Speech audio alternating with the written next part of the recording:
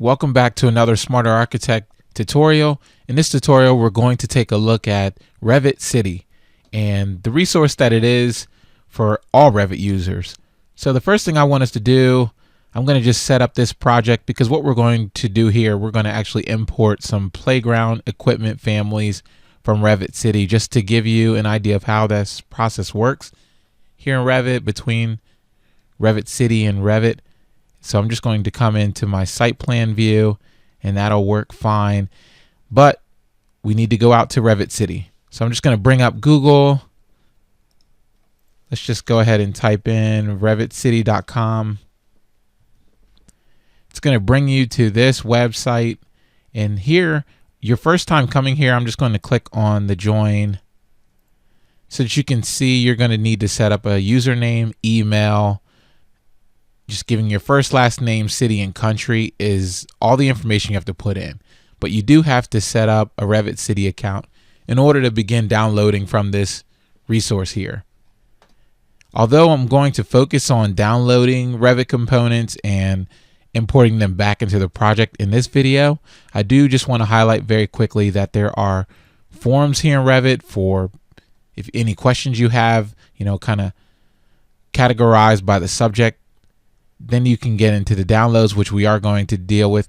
But the gallery, you can actually post some images or look at other images that people have accomplished through their Revit projects, whether they've had to use 3D Studio Max as well, or export it to some other visualization software that they use to enhance it. You can see articles and other things revolving around Revit. Some other resources. Occasionally, I'll just look at the jobs, because occasionally from time to time there is contract work that you can find if you're interested in such a thing. But let's just go ahead. Let me log in.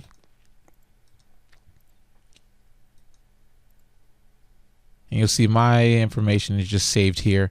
But once I'm logged in, you'll see now it has welcome with your name applied here. And we can come back to the downloads button over here, and you'll see how this information is actually beginning to be categorized or has been categorized over time. You'll see that we have pretty much by the CSI format, but more often than not, you're probably going to use the keywords. And if I just type in here playground, and you'll see it's already even in my recent, but if you type playground in here and I'll just hit search, and so Revit City in the search results is going to bring up playground. You'll see there's lots of different Revit families that you'll see are available. Some of the pertinent information that I end up looking at is how many times a particular item has already been downloaded. Sometimes you can't always use this as a gauge, but sometimes the more useful Revit families tend to get downloaded a little bit more often over time. But what we're going to download here is the commercial playground set. And if I just click download here,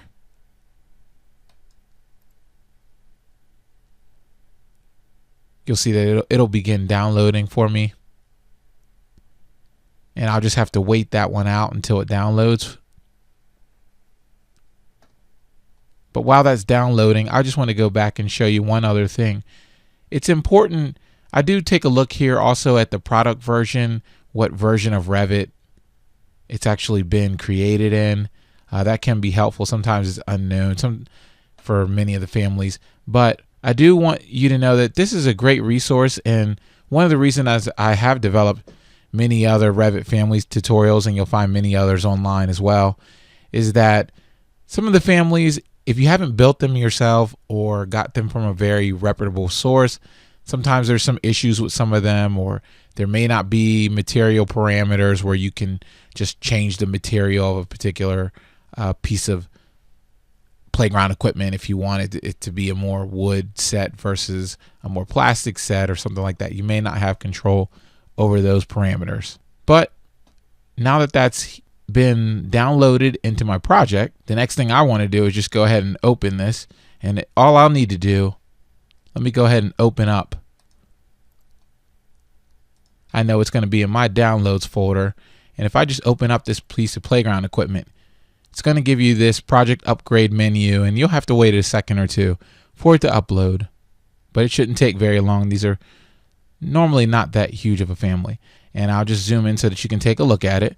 But it's in the family editor right now, so you'll see my menus actually look much different, like you would see in the family editor versus in a project.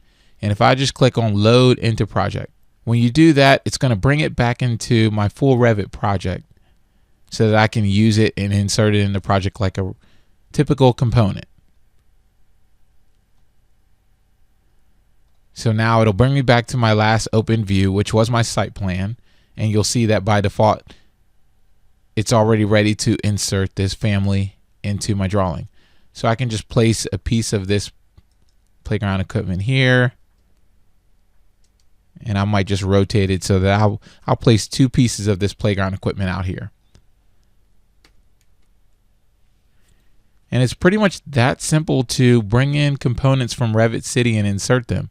So if I wanted to take a look at this playground equipment at this point, we could just come back to a 3D view from this 3D view in Axonometric. Other than that, we do have the flexibility. Remember, we can just create a camera view and look at it from this perspective as well. So if I just come back up here under my 3D views, click camera, and we'll just look towards the building, and you'll see now I can take a look at this playground equipment and how it looks here. I can turn on my shade and shadow, and you can just begin to infill your project with some interesting families. Like I said, they're not all perfect, but I think you can get some great stuff from Revit City. That's why we're exploring it here as a resource.